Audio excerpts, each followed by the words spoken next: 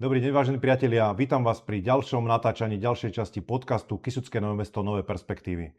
O Kysuckom Novom meste, respektíve o Kysuciach sa už veľmi veľa povedalo. Vieme, čo je naša doména, máme tu silný priemysel, hlavne na Dolných Kysuciach, ale čo stále pokulháva, respektíve pozeráme po iných regiónoch, hlavne po Slovensku, a to je turistický ruch. Hlavne v Žilinskom kraji máme silný Liptov, zasahujú tam Tatry, máme tu Oravu, ale my by sme predsa len radi aj na tých Kysuciach, aby sme sa stali trošičku konkurencieschopným, ale nie len trošičku, ale možno, že aj veľmi konkurencieschopnými. No a preto som si zavolal do dnešného podcastu ako hostia pána starostu obce Čierne, Petra Staňa. Vítam ťa, pán starosta. Ahoj u nás. Ahoj u nás. No a začneme hneď z hurta. Zavolal som si ťa preto, lebo ťa považujem ako z jedného najdôležitejších ľudí, ktorý vie turizmus predať, ktorý buduje turizmus, ktorý budoval turizmus ešte predtým, ako sa stal starostom.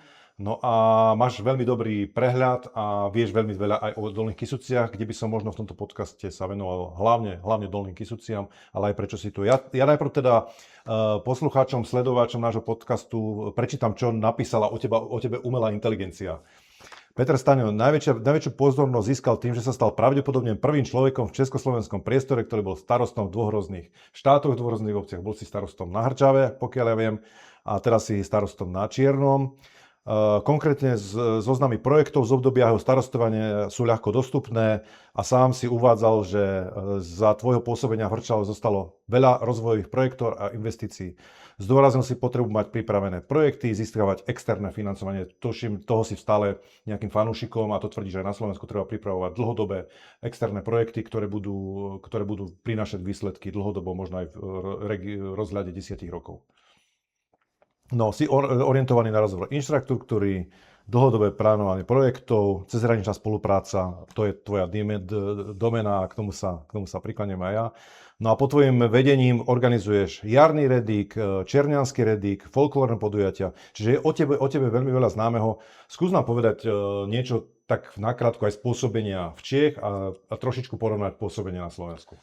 Takže prvom rade ďakujem za pozvanie. Ja som veľmi rád, že môžem práve v tejto technologickej bráne, vstupnej bráne do Kisúc byť, pretože ja to mám tak v sebe zakodované. Vždycky, keď som cestoval do školy alebo všade, tak som videl, že za tou Kisúckou bránou vždycky príde to Kysucké Nové mesto, ktoré v mojich očiach už od malička v podstate bola vstupná brána do celých Kisúc a myslím si, že tá technologická brána je takým dobrým pomenovaním, pretože naozaj je tu sústredný priemysel, ako si povedal, ale je tu aj množstvo ľudí, ktorí si takisto potrebujú aj oddychnúť a na to slúži hlavne ten cestovný ruch a to naše okolie je úžasné, krásne Beskydy, ktoré sú poprepájané na to Poľsko, na to Česko a nám dávajú veľký priestor na to, aby sme to mohli tie svoje relaxačné chuťky si vychutnať do syta. No ja som v podstate vo funkcii starostu prvé volebné na Slovensku, ale 2 volebné obdobie som strávil ako starosta Českej obce Hrčava a dostal som sa do tej pozície v podstate skoro ako slepé kura k zrnu, pretože ja som celý život podnikal a v malinkej dedinke, kde som vyrastal, sa naskytla možnosť kandidovať, tak som kandidoval a zrobili som mňa v Čechách starostu, pretože tam je to trošku iný volebný systém. No a ja som musel začať rozvíjať tú obec, pretože som sa tam v zápätí presťahoval, ale množstvo vecí mi tam chýbalo a vlastne chýbalo mi tam aj takéto to živobytie, ja som presvedčený o tom, že ľudia na tých kopcoch a v tých dedinách našich by nemali byť nocľahárňou pre veľké fabriky. Mali by sa naozaj živiť tým, čo im to prostredie umožňuje, tak to bežne vo svete, v Európe, v Alpách a inde v Tatrách. No a preto som sa snažil vytvoriť také podmienky, aby naozaj väčšina tých ľudí nemusela dochádzať ráno o 4:00 niekde do Trienskych železiarní alebo do nejakých uholných baní alebo niekde ešte ďalej a využívať naozaj to prostredie, to, čo je normálne v celej Európe a v celom svete. Takže začali sme infraštruktúrnymi projektami a tým, že sme vlastne na hranici s Poľskom, tak hlavne a Slovenskom a vtedy so Slovenskom, teraz opačne, tak sme začali budovať infraštruktúru, pretože tie tepny treba najskôr postaviť, aby tá pomyselná krv mohla prúdiť, ten kapitál, tí ľudia, tí turisti a samozrejme tým pádom sa rozhýbe celá tá mikroekonomika toho regiónu. Čiže čerpal si možno aj trošičku z toho Rakúska, všetci chodíme na tie lyžovačky, na letné dovolenky a vidíme tie cestičky A to je možno tá tvoja infraštruktúra, dotiahnuť asfaltku alebo minimálne zjazdnú cestu, aj možno na nejakú samotu, ktorú vidíme z hlavnej cesty, ktorú budeme vidieť z budúcej diaľnice, aby tí ľudia mohli prísť, mohli popozerať, kúpiť si možno nejaké regionálne výrobky. A k tomu sa chcem dostať k tvojej také moje prvé otázky. Ako sa ti to podarilo na tom trojmedzí a na čom si začal stavať ten tvoj grunt na trojmedzí, tak ho tuším voláš, Áno. že čo bola taká priorita? Dneska vieme, čo všetko tam máš, možno, že poslucháčom povieme. Ja som zdedil som vlastne pozemky a starú drevenicu po dedovi. Mama mi ju odozdala, v podstate, aby som sa o ňu postaral a samozrejme, keď zdedíš nejaký rodinný majetok, tak prvé, čo chceš ho zachrániť a chceš ho zachrániť pred tým starnutím, pred tú devastáciu, takže bol to starý drevený dom s niekoľkými hektárami poľa. No a ja som sa začal starať tak, aby som si to prispôsobil tomu rodinnému bývaniu, v tej som mal ešte malé deti, takže nás zaujímalo presne to, čo budú jesť, hej. Tam načí produkovať, pestovať, chovať, tak ako by to malo byť normálne a bežné na našom vidieku. No ale postupne vlastne už potom vo funkcii starostu som pochopil, že tieto veci nestačia robiť pre svoju rodinu a treba to robiť aj pre ten širší región a v zápätí som sa zapojil do štruktúr mikroregiónu Gorovskej Slobody, zapojil som sa do štruktúr chovateľských zväzov, začal som farmárčiť oficiálne, získaval som nejaké zdroje dotačných štátneho zemedelského intervenčného fondu. A pochopil som, že sa dá s tým aj živiť, len treba si vybudovať určitý systém a treba aj z toho systému sa vedieť naučiť tie prostriedky získavať. Takže úplne ideálne, začal si to robiť pre seba, pre svoje deti, áno. To najlepšie, čo si vedel, samozrejme svojim deťom chceme dať to najlepšie, ale zrazu si prišiel, že je to dobrý, možno aj podnikateľský plán a začal si to svoje dobré ponúkať širšiemu okoliu, návštevníkom, turistov a tým ich doteraz, dá sa povedať, ťaháš na to. Áno, presne tak, pretože v tom čase som podnikal úplne inom segmente, mal som obchod s nábytkom, výroby a rôzne veci, zamestnal som ľudí a cestoval som aj po Slovensku a po Európe a nebolo to sklbiteľné funkcia starostu, aj keď neuvoľneného. A nebolo to sklbiteľné s tým môjim podnikaním, tak som si vlastne tie podnikateľské aktivity presunul do agroturistiky. Vybudoval som si svoj priestor a dneska už v podstate s gruntom na trojmedzí sme v prevádzke od roku 19, už máme niekoľko ocenení, sme nositeľmi regionálnej potraviny, máme množstvo vecí certifikovaných, vlastných patentov a tak ďalej, čo mi v podstate dáva do budúcna obrovský predpoklad na to, aby som v podstate tú značku posúval ďalej a taký ten biznis plán v podstate už aj dneska vyučujeme, pretože dobré veci by sa mali odoberať, prenášať a veci, o ktorých ešte netušíme, by sme sa mali učiť od tých lepších. Nemusíme objavovať Ameriku, ale čo mňa v poslednom čase najviac hnevá, že kedysi sme chodili všetci s obdivom, hlavne po tej revolúcii do Rakúska, kde tú infraštruktúru oni budovali od vojny a obrovskými investíciami do vidieka, aby im ten vidiek poprvé nevymrel, aby sa im neodsiahol do veľkých miest, pretože bola na tom vidieku obrovská bieda, možno ešte väčšia ako u nás, tak museli do toho vidieka zainvestovať obrovské zdroje.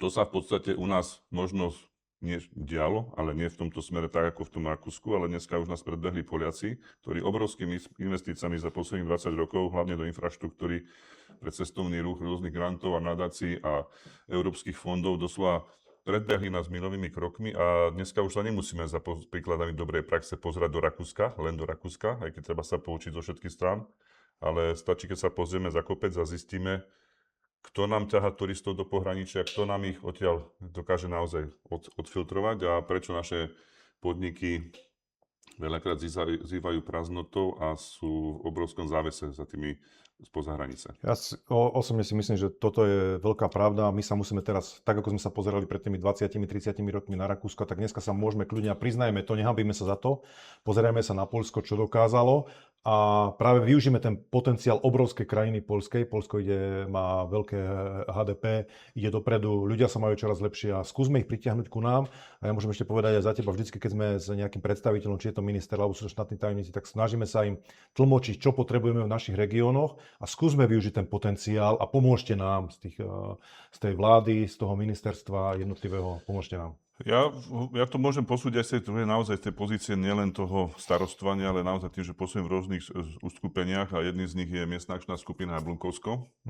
Ja som stále v hodnotiteľskej komisii vyše 10 rokov, tak vidím, aké obrovské zdroje som načerpal ja osobne na svoju farmu a vidím, aké obrovské zdroje načerpalo to Jablunkovsko, to je tých 14-16 obcí, ktoré sú tam vlastne v tom začlenené. Aké obrovské zdroje načerpal za ten čas neziskový sektor, v podstate beží, už je otvorená druhá výzva na financovanie miestnych akčných skupín.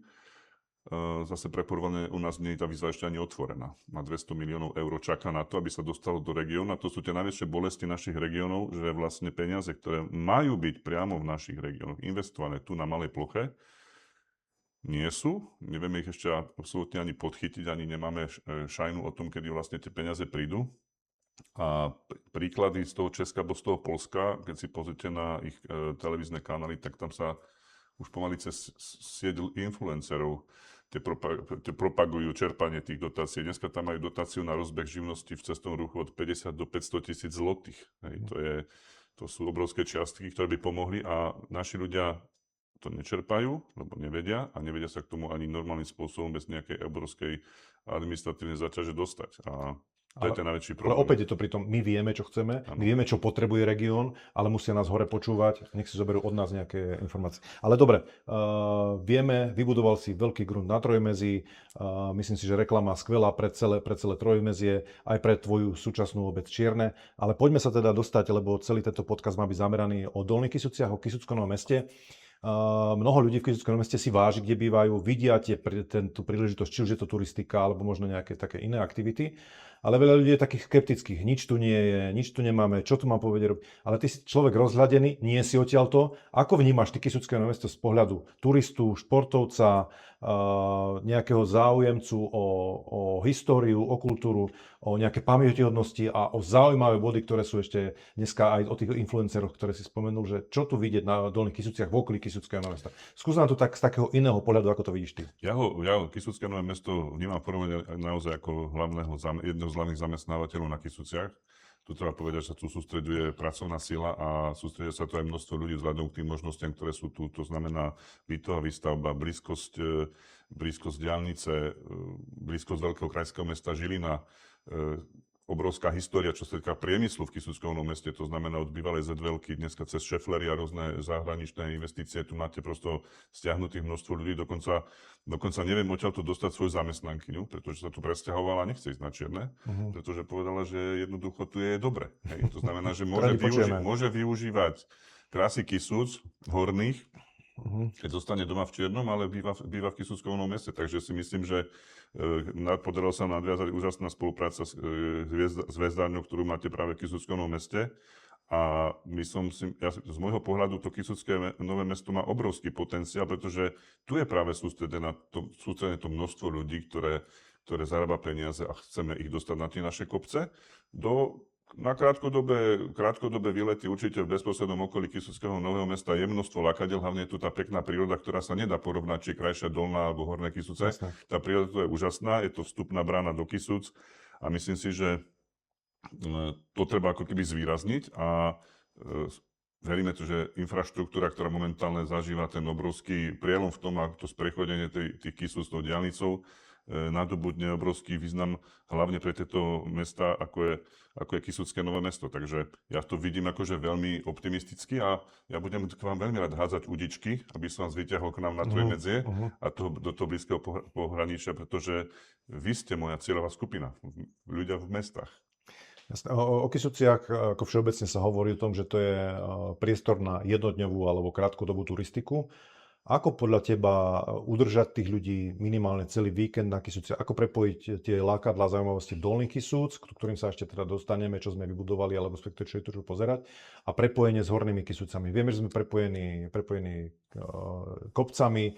Na jednej strane máme celé zákopčie Petránky, Donesluše, Rudina, Rudinská, Ochodnica, zo Žilinska zase Divina, takže tuto máme na jednej strane kopce a z druhej strane zase Vadičovská dolina, Lieskovec, ktorý je prepojený na Bystrice. Takže kvázi my sme prepojení, ale ako udržať toho turistu podľa teba na Kysuciach celý víkend? Začneme víkendom, nehovoríme o dovolenkách. Z môjho pohľadu a z toho, čo viem, aké veci fungujú v mojom okolí, tak obrovské množstvo turistov hľadá zážitok regionálny. Nikto sa nesústreďuje na jeden hotel dneska už. Všetci sa sústreďujú na región a to znamená, že previazanosť týchto lokalít, horných, dolných Kysuc alebo celých Kysuc s regiónami okolitými, to je vlastne hlavný cieľ. Ako náhle my pochopíme, že jediná šanca, ako prilákať turistov na Kysuce, je budovať silnú značku regiónu Kysuce a prilákať ich na to, že môžu straviť ten čas v rôznych prostrediach. Môžu ísť na skoro vysokohorskú turistiku na Veľkú Raču, môžu si zachytať ryby, môžu si ísť údolím do našich dolín pekných bezpečne na bicykli aj s malými deťmi, pretože nie každý má highbike a neviem, aké zložité trasy potrebuje absolvovať. A práve takáto nenáročná turistika je tá masová turistika. Pretože náročná vysokohorská turistika to je domena Tatier, to je domena Alp, Pyrenei, ale nenáročná rodinná turistika, ktorá nezrujnuje rodinný rozpočet, to sú práve Beskydy tejto časti a to sú práve naše Kysuce. Ale tu chýba obrovský problém náš je v komunikácii a prepojení tých jednotlivých lokalít, ktoré si vymenoval, pretože inak sa správa turista, keď je prvé jeho miesto ubytovania v Bystrickej doline, inak sa orientuje na Makove, inak sa orientuje v Skalickej doline u nás a inak sa orientuje, keď sa ubytuje najmä tu v Kysuckom meste alebo v okolí v týchto obciach. Takže ako náhle sa nám podarí komunikovať ten región ako jeden región, tak v princípe nám môže byť úplne jedno, kde bývame, alebo respektíve, kde sa ten turista prvý ubytuje, ale vždycky navštívi v rámci tých 2-3 dní lokality, ktoré sú mu blízke, ktoré sú zaujímavé z jeho pohľadu. Lebo každá rodina hľadá niečo iné. V Kysuckom Novom Meste príde človek, dajme tomu v piatok po obede, ubytuje sa v Kysuckom Novom Meste, dokáže si pozrieť sakrálne budovy, či sú to kostoly veľmi staré, alebo sú to nejaké kríže, potom dokáže ísť na rozhľadňu turistickú na Tábore, dokáže ísť pozrieť na priehradu. Po Kysuckom Novom Meste máme viacero zaujímavostí, či už sú to lavičky, ktoré máme urobené v spolupráci s Poliakmi. Ale dobre, vyspí sa, zobudí sa, čo v sobotu ráno, kam ísť. Nechýba ti možno, že aj tie ubytovacie, stravovacie zariadenia na Kysuciach sú dostatočne propagované podľa teba? Nie sú absolútne dostatočne propagované, ich absolútne málo a vo vyjadrení číselnom Žilinský kraj ubytuje do 1,5 milióna turistov ročne. Susedné vojvodstvo Slieska ubytuje 9,6 miliónov turistov ročne. Napriek tomu, že...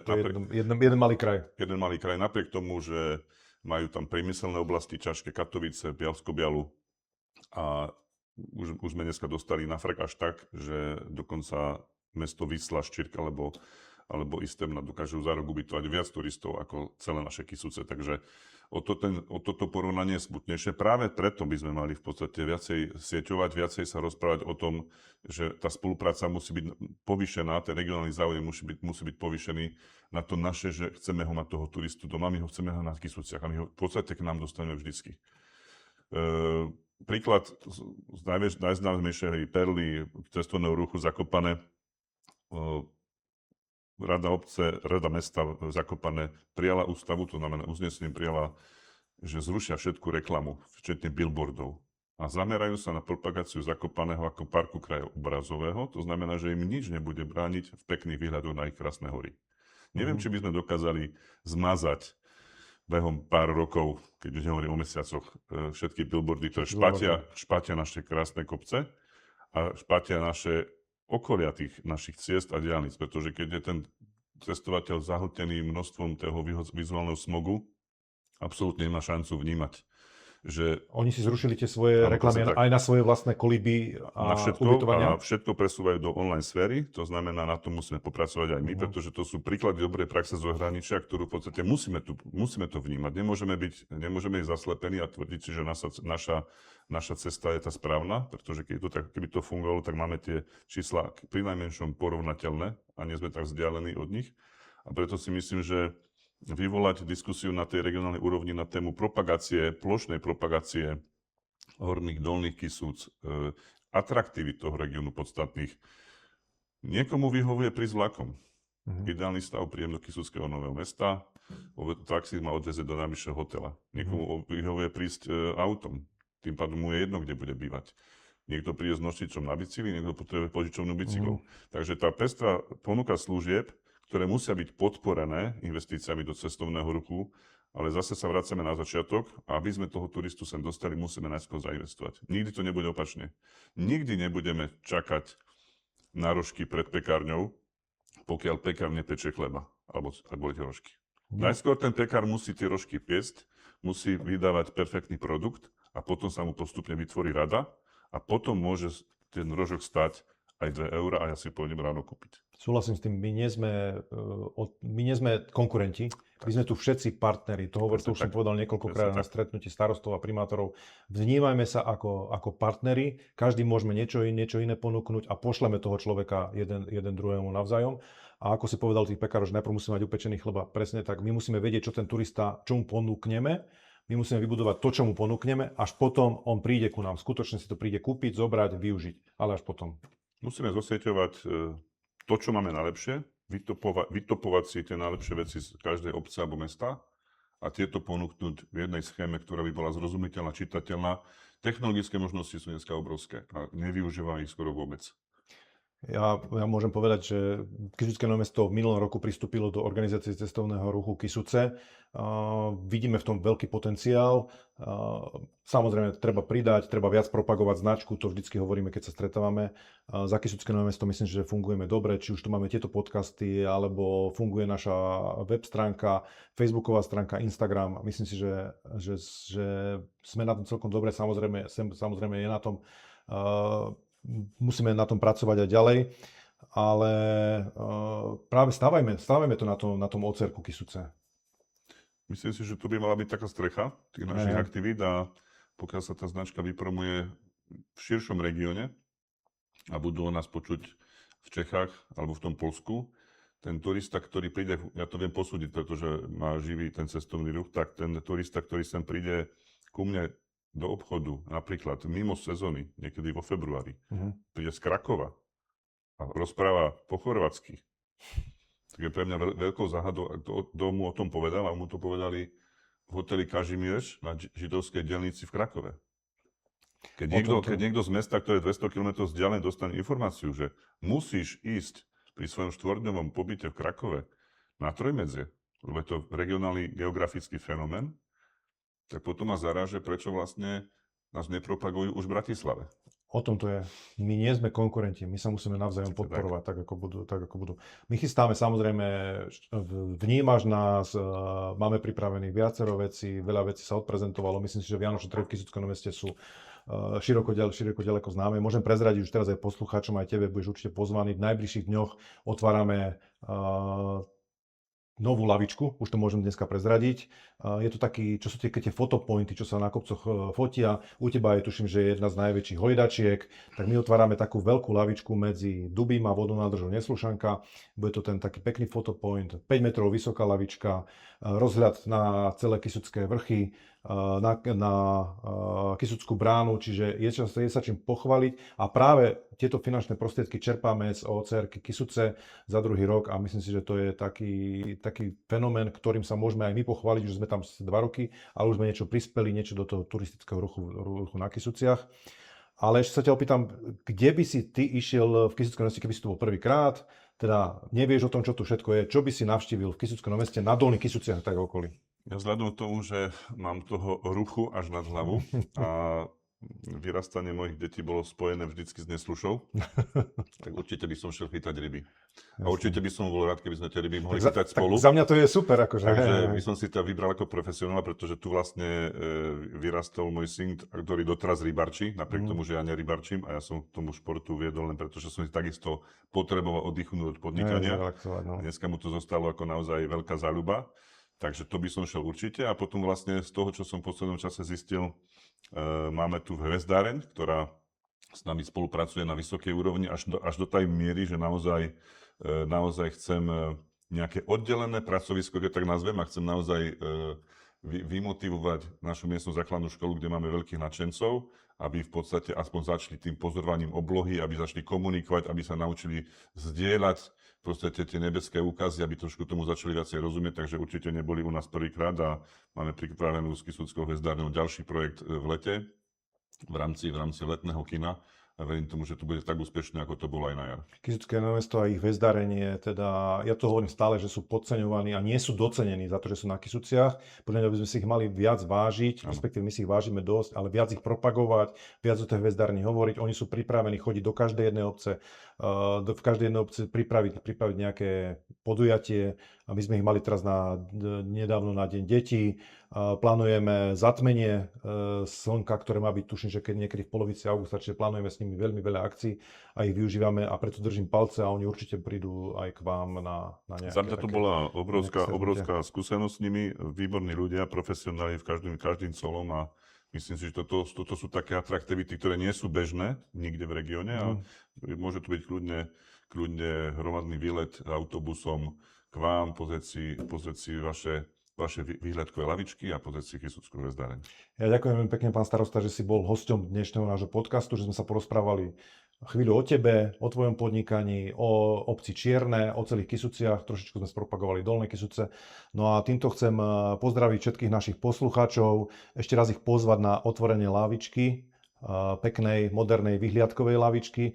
No a zároveň vyzvať všetkých, ak máte nejaký dobrý tip na oddych, čo dobre vidieť, hlavne na Dolných Kysuciach, ale môže to byť aj Horné Kysuce, respektíve blízke okolie. Napíšte nám to dole a my to určite budeme propagovať. Prajem všetkým pekný deň a pozdravím vás z projektu Kysucké Nové Mesto Nové perspektívy. Dovidenia. Ďakujem pekne. Dovidenia.